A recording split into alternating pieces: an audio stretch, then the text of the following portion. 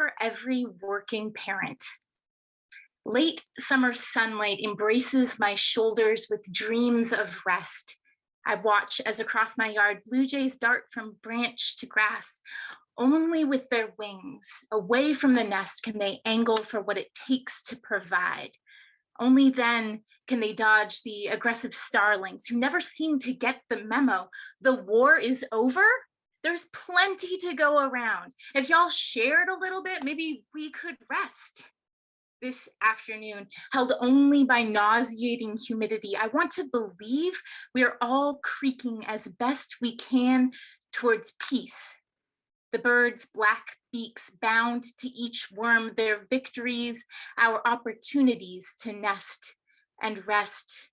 There's work to be done. I hear your sweet voice call me from inside where you've woken from your nap.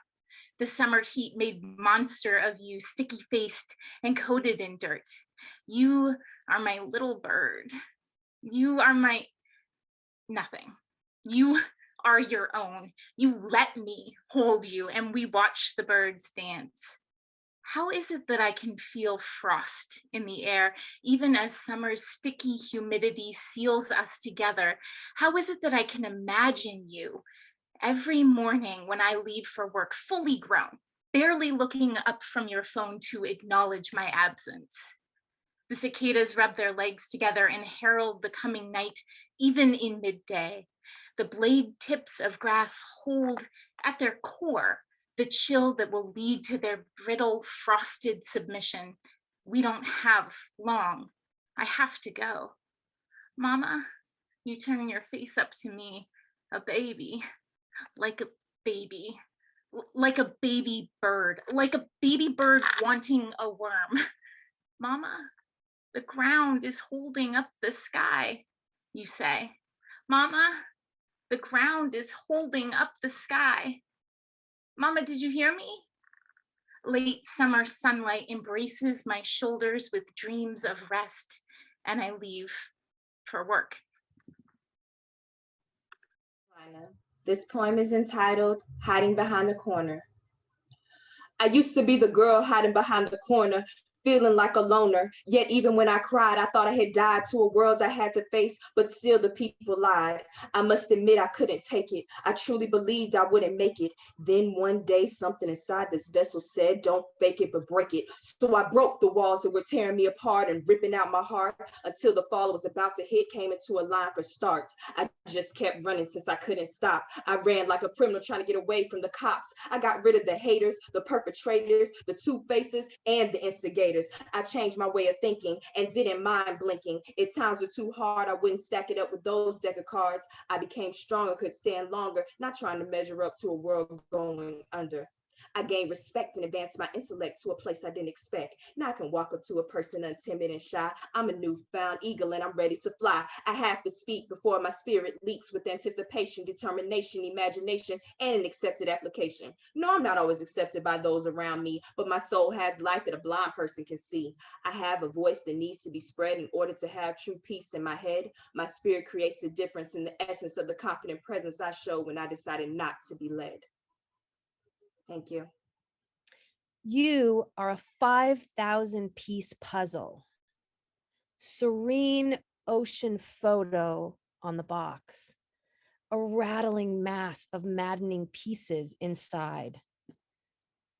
Imagining afternoons of idle pleasure, fitting parts together, I bring you home and dump you out, raw on my kitchen table. No more tidy until this is through. I start looking for edge pieces, boundaries to define the possible impact.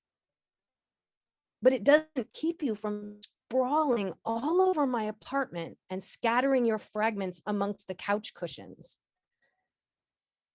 Years later, with many jagged, partial images constructed, I'm no closer to finishing. The edges still don't touch. I'm still finding bright red pieces mixed improbably in the drawer with my white socks. When the picture on the box was nothing but cool, shifting blue. I fell in love with a dictionary.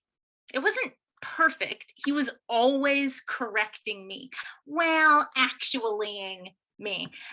But when we were together, there was a truth I'd never experienced before, a specificity. And he would go away on long trips, off to provide service to frustrated SAT students or to sit on dusty shelves in English classrooms, only to watch his children, his dear and precious words, tackled and pinioned to the floor, dissected and dismembered by half-interested, stony-eyed teenagers. I would call him. Even in our absence, we were tied to one another, our calls chained to walls and grounded to something real. We separated from the leering gaze of others who did not speak our language.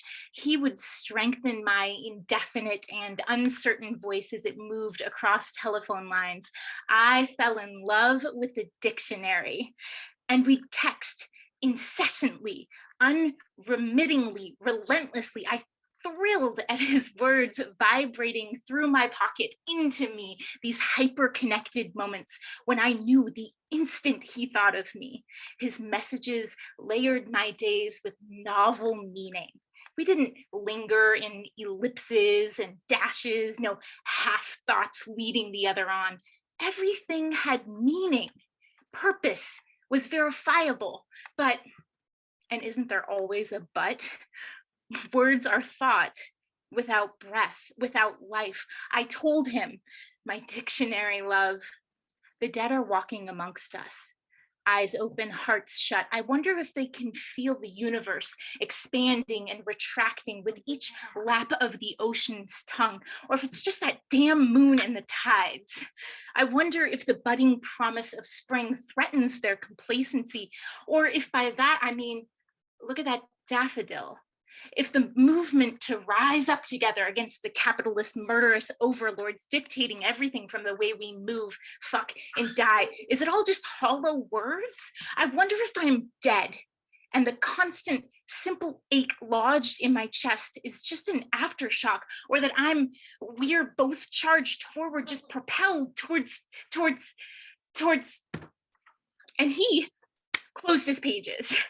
The idea is infinitely more interesting than the word. I have fought my thoughts to submission in someone else's convention and form. What I mean to say is, which roughly means I know how a tree feels when a plastic bag gets caught in its branches. What I mean to say is, which means, well, you know, right? Do you? Even if you don't, a dictionary doesn't even come close. I want a language that we can, and again, what good is a dictionary when you can never say, bleh? I am an inspiration to the separation of this nation. My motivation is for all participation in society's transformation.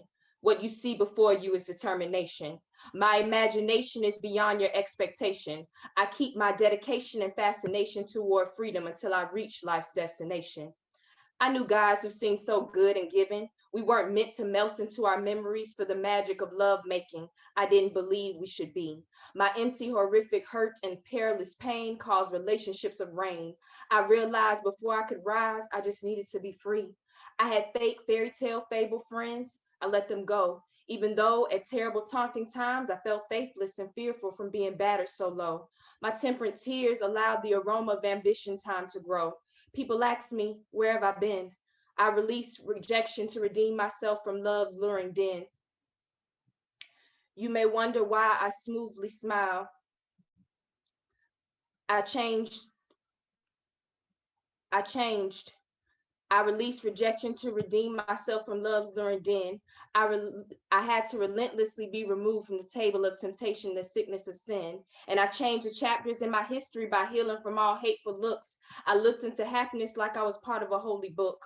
I made up my mind for me to marvel at what I wanted to find. I figured out I was living lost and longing for breath, being blind.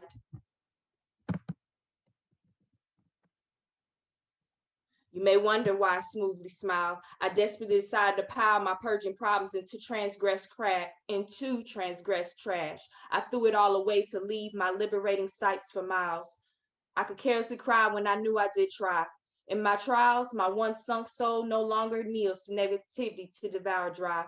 Deep down inside, I confronted and conquered my prison of pride. I stopped steadily trying to hide. I have wholesome love to abide. Now I can forever face any kind of resurrecting race. I'm sincerely saved by grace. My misguided mistakes are finally forgotten without a trace. What do you see when you look at me? I mold the mighty movement in magnificent moments. I mend it in the mountains and the settled sea. I paint the picture of precious prosperity into moral decree. I capture courage into a confined cage for it to gracefully grow into a triumphant tree. I sing songs of silk satisfaction and self-esteem. I'm classy and sassy as tea. I repeat rendering words regularly. I want young and old to remember my identity. I talk 10 times louder for loads of my lyrics to linger. In your ear, I may sound like a buzzing bee. What do you see when you look at me? I'm a survivor and I have been set free. Thank you. I spent a chunk of my life trying to get others to love me for being more. Sparkling, talented, dynamic. I learned the hard way that most people prefer women who are less capable, less sure, less challenging, less of everything. Quieter, smaller, reliant, frightened, diminished, lighter hair, lighter eyes, lighter skin, lighter body. A pale, blank slate ready to be painted on. Easy to impress, ready to compliment, ready to cheer, waiting to be rescued, empty, floating delicately, going, gone. I don't want this to surprise you like it did me. I don't want you to take it personally like I did. I want you to be the best you can possibly be.